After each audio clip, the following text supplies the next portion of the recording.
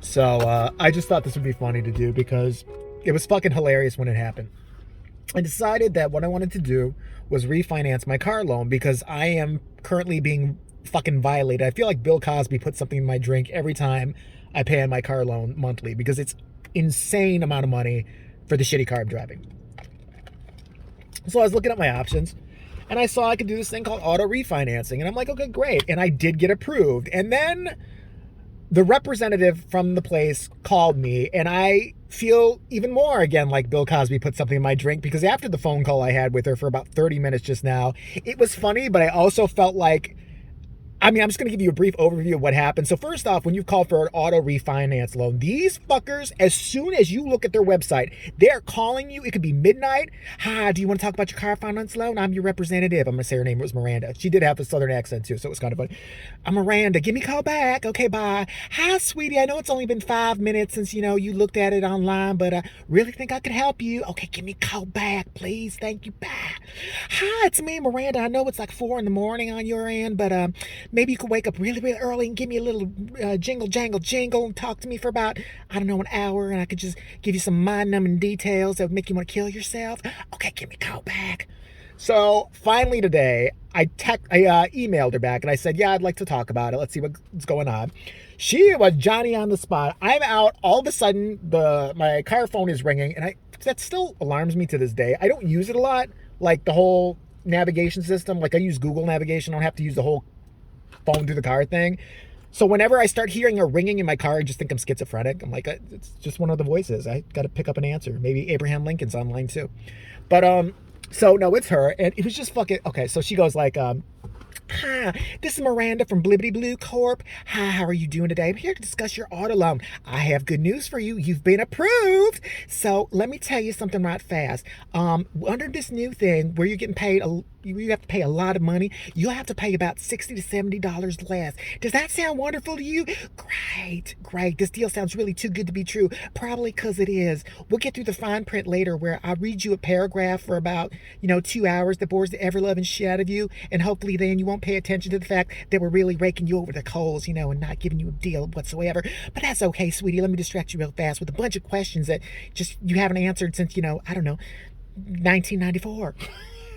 So she starts to explain about the rate. And I'm like, you know what? The rate sounds good. All sounds good. She goes, great. Now I just need a few questions. This here's always where I get into trouble. She's like, let's start out real, interesting. Like, start simple. What's your social security number? I like that. First of all, they're so complimentary of you because they want that fucking account. It's like, I like that social security. That's an easy one to remember. Who's got the best social security number ever, retard? I think it's you. Who's a good social security number haver? Who's a good...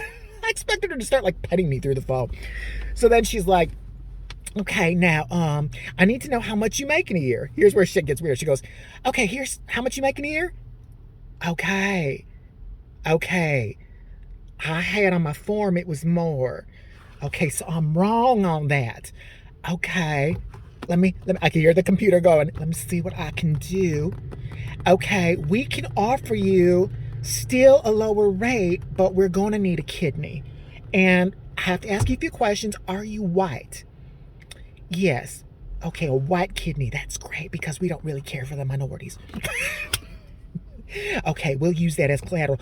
And do you have a newborn that you could offer up as a sacrifice to the Dark Lord Romthar just in case shit goes south? No? Can you possibly steal a newborn? Do you know anywhere? Are you near Children's Hospital? Doesn't matter if they're, sickly or not. Romthar takes all souls. So I'm like, okay, I'm going through it. And then she's like, okay, now tell me about this job. I just see it's like initials here. Where do you work for exactly? It's a shop for adults. Okay, an adult shop. That's interesting. Now what do you mean exactly by adult shop? Oh, fucking Jesus Christ. Yeah, it's kind of, an adult, like, novelty stuff. Oh, like an Adam and Eve, something like that. No, no, it's not that high class. You think Adam and Eve is high class? Oh, okay. Oh, you work in a dirty, dingy, disgusting porno store. Okay, and you're a floater. Right. Okay, a floater in a porno store. Can you say winner? Can you say winner, winner, chicken dinner? Because it sounds like you just hit, life's lottery, mister. Yes, working in a porno store for shady individuals, not making that much money. God, I hope my kids turn out to be just like you, sweetie. So, she's just so, like, condescending, and she doesn't mean to be. She's like, okay, a porno store. Let me see what else I can do. And, she's typing, like, loser, or probably bad. Here's the weird thing, is what she said. You have really good credit. You do pay your bills, but lenders don't like kind of shady jobs like an adult store, kind of a floater thing. Can you say you work somewhere else? Honey, I can say I'm chief of surgery at Northwestern. Doesn't mean it's going to be true. Right. How about something more believable for somebody of your level of probably intellect? Maybe a 7-Eleven worker? How about that? Can we go with that? Because, when they call the 7-Eleven land, they're never going to see you. They're never going to see your car. We know they're not going to listen to Habib for long because then people can't speak English that well. They're just going to say, fuck it, hang up, and give you the loan. How's that sound to you? How's that sound? So basically, we finally settle on something. And then I have to tell her, she's like, so we're going to send you 2 emails. The first email is going to be just an annoying thing that has no use whatsoever, but please look at it 5,000 times. All right, the second email, you're going to have to print out some documents. I don't have a printer. Okay, you don't have a printer. Are you Amish? Okay, you're not Amish, just slow. Do you live in the hills? Okay, like Eric. Okay. And I'm like, is there any way you could just print these documents out? I'll tell you what. I'm going to print these out. We're going to send this on the next truck. She's like ready to get them out. She's going to have them here by tomorrow.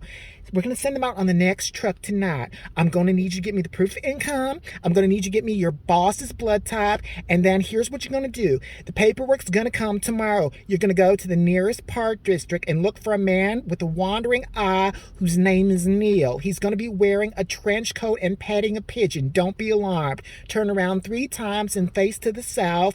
Go ollie ollie oxen free. Turn around again until you're really dizzy and almost ready to throw up. Walk towards Neil. Neil will extend his hand to you and then cup your genitals. You cup Neil's genitals. Then you and Neil begin to kiss. Don't ask why. Somebody else named Victor will be filming this entire thing. Don't ask questions. You go to the royal oak tree that'll be far behind Neil when you are done ejaculating. You go and you carve your initials in the oak tree. The tree will bleed. Don't worry. It's the work of Dark Lord Romthar. It's nothing to be too scared of. You're not a baby. Your soul will be intact. After that, you will go to the nearest Target. You will walk in there and say, I need a pretty pink dress. When the person looks at you perplexed, you say, listen, I am gender neutral, bitch. Do not discriminate against me. Say everything just as I said it, or the terms will not apply. Again, the terms will not apply. Go out the back door of the Target. Hitch a ride with a man named Gary, who's got, again, a wandering hand and may put his hand on your lap. We're very into homosexual harassment here. Okay, you will take this to Wisconsin, specifically to Madison. There, you will go and find a small shack where Gary drops you off. Inside will be 2 Chinese women who one speaks English, the other does not speak English, but is way more friendly than the one who does speak English. You will look at the one who does speak English. You will try to speak to her in Mandarin, even though you don't know it. Look it up on Google Translate. And in Mandarin, you will ask her, where is the cheese? She will slap some Velveeta upon your face. When she slaps a slice of Velveeta on your face, you will wander out the back door. There you will find the documents hidden under a rock with a crazy homeless person sitting on top of them. He will get off and then reveal himself to be a millionaire who has always been rich but just likes to pretend he's poor because too many people ask him for money, and then give you the documents and give you an Uber all the way back home, fully paid for by us. If there are any questions. It was pretty much like that. Pretty much. Kind of, sort of. But, yeah. I just thought I'd share because, you know what? I'm waiting for the documents to come tomorrow. I can't wait. Now I gotta go hitch a ride with that guy, so, I'm gonna let you guys go. God, I got the worst haircut in the world in it.